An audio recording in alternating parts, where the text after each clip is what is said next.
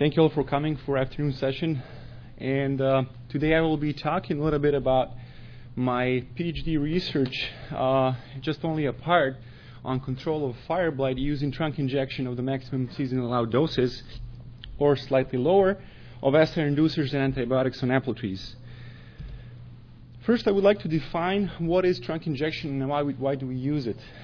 It is a novel and alternative delivery of compounds into the trunk, whether they can be nutrients or they can be pesticides, and then by harnessing the transport xylem capacity, the compounds are being translocated into the crown, distributed, and expressing their effect. In agriculture, this concept is novel, but it is a target-precise concept for delivery of pesticides, and it is environmentally safe because it eliminates spray drift and soil leaching, which is associated with topical plant protection, and that's why this concept has been widely used in urban forestry. And I will just briefly remind you that fire blight control is very difficult, and in Michigan, only in 2000 we had a $42 million damage where 350 trees has been put out. And also in Washington, in '98, there was a damage that amounted to $68 million as well. The reason for that is because we do not have currently available curative control compounds, since the pathogen is actually spreading through xylem, and once the pathogen goes in, we don't have any alternative to control them. And of course, there are no available systemic compounds, which is the biggest downside of control of this pathogen. Everything we have available for control of fire blight is protectant.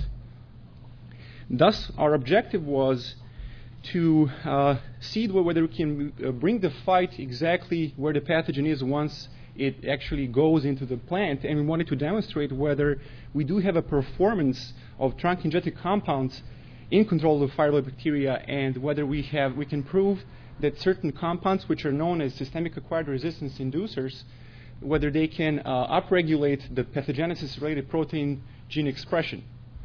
And thus our hypothesis was that if we apply these compounds, whether antibiotics or SAR inducers, we will have a significant fire blight control, and with SAR inducers we will have a significant protein gene expression.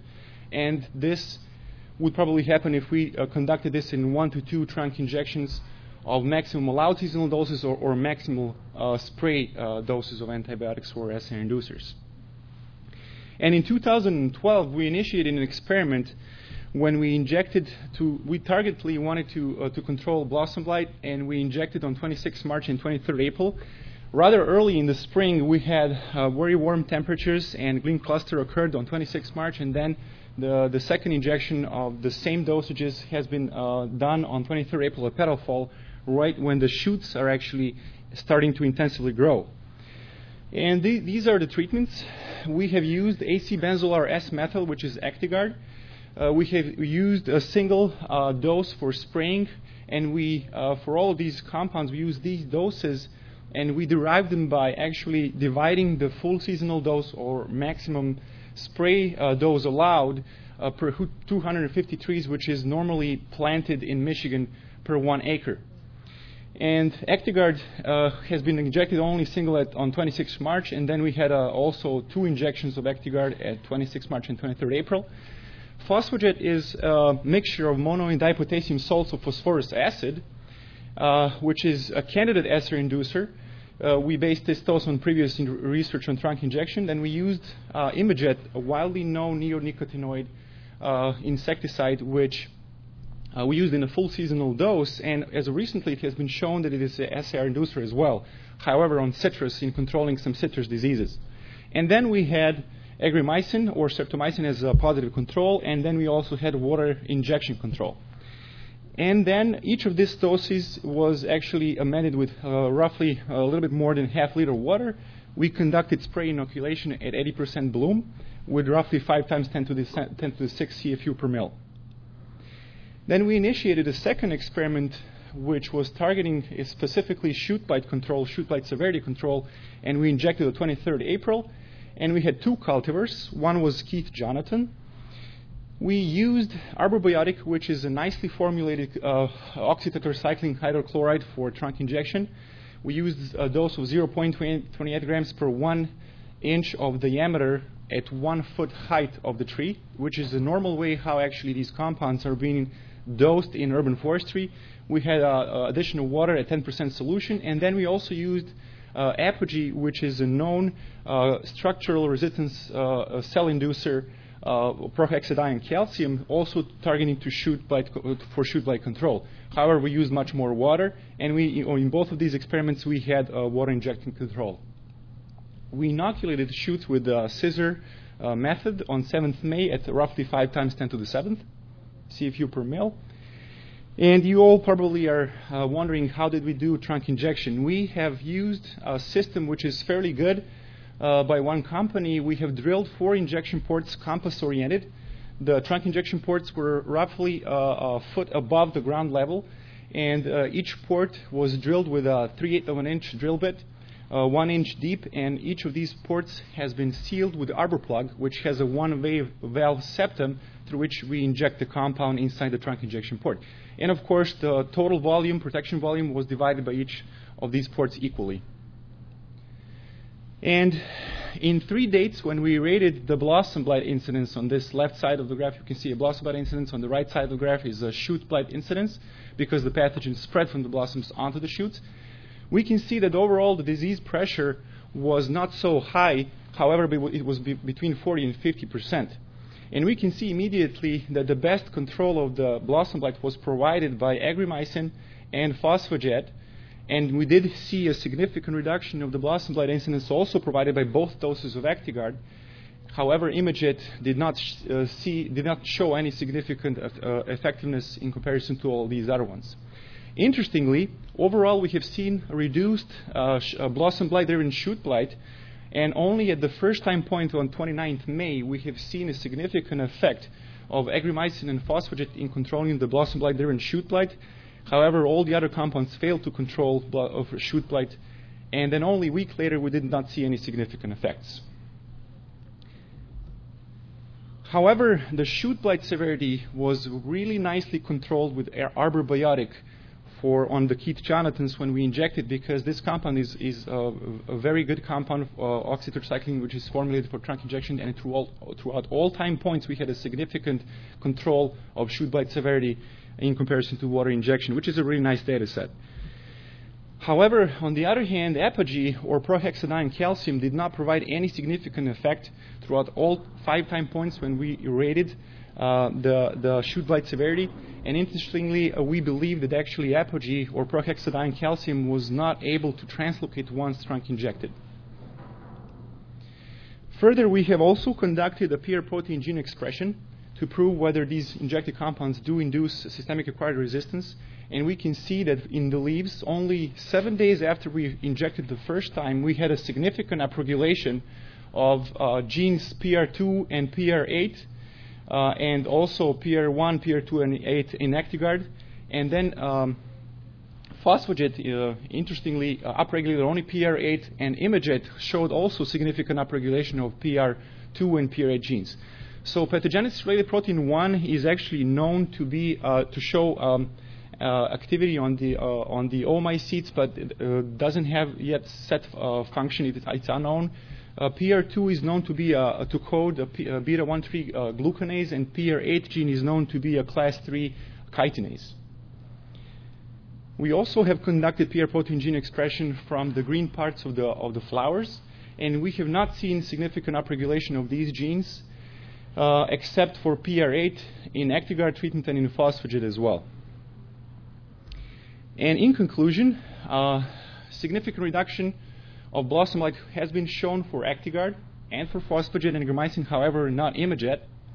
We have shown a significant shoot blight control provided by phosphojet, agromycin, and arbor-biotic. However, for phosphoget and agromycin, we only had that at 1 time point. Apogee failed to control shoot blight.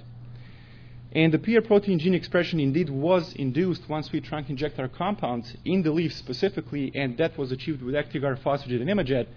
And I would just briefly like to go through the key components that we think are important for improving this concept in order to promote the use of this concept in plant protection in tree-based agriculture.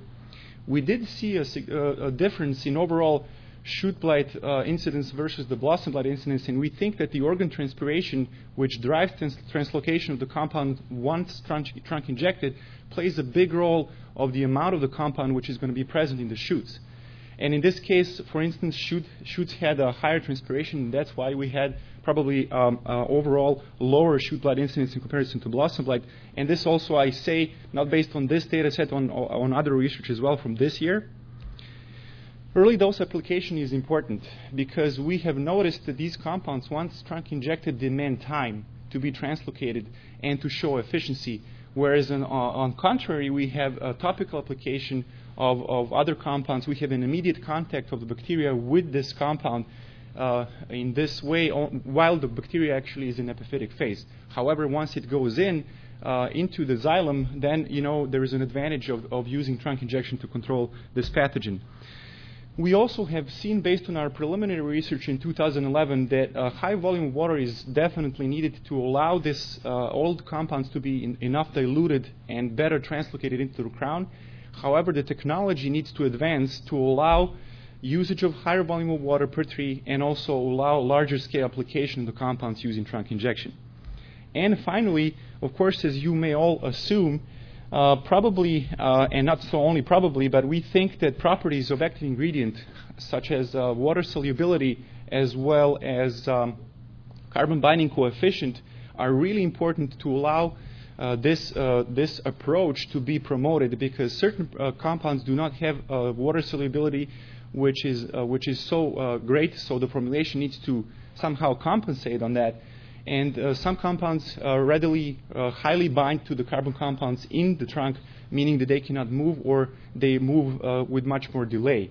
So we think that all these factors are important in improving this concept for plant protection in tree-based agriculture. And with this, I would like to thank you for your attention, and I would like to thank to my advisors, Dr. John Wise and Dr. George Sundin, who actually solely funded this research. There was only a basic support from the company in this, and I would be happy to take any questions.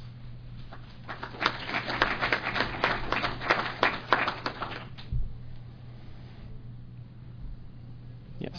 The inoculum you used was streptomycin resistant or just well, this inoculum that I used was rifampicin resistant. It was not streptomycin resistant. So it is isolate EA 110 standardly used in Michigan for research. Yes, please. How often would you have to apply if you were going to make a recommendation? I mean, is this an annual? And if so, how well are the apple trees dealing with the holes? Sure. So the question was, how often would we have to reapply the compound, and how do trees handle the wounds? Well, based on our research, I would be kind of reserved of giving any recommendation, but I would say, in the future, if we advance the knowledge of the formulations and if we improve the formulations, I would say there should be only 1 to 2 injections needed to cover the bloom only for injection. And I think it is doable. That's the answer for the first part. But second part is, actually in my PhD I'm conducting research, and I have 2 years of data showing that actually the wounds, even of this size, 1/3 of an inch, are healing in a 1-year period. However, there are more studies to be conducted on proving whether the xylem around these ports is functional or not. We have time for 2 more questions. Okay. Yes. I was curious about the labor issue, because Sure. a lot of growers are moving towards high-density orchards where Sure. they're packing in more trees than ever.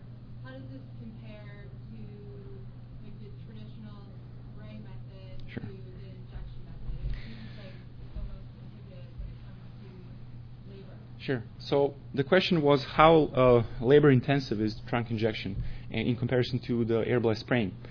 Well, let me tell you, I have thought about this question a lot, and my answer would be, it depends what the society wants to achieve.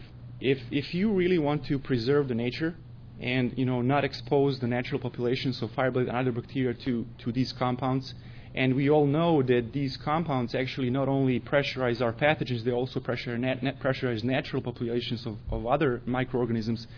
And it has been proved before in Michigan that the resistance is actually coming from out of the pool gene pool which is around in the nature from other natural populations of bacteria into the pathogen population, then I think there is a big advantage of this concept because it is target precise.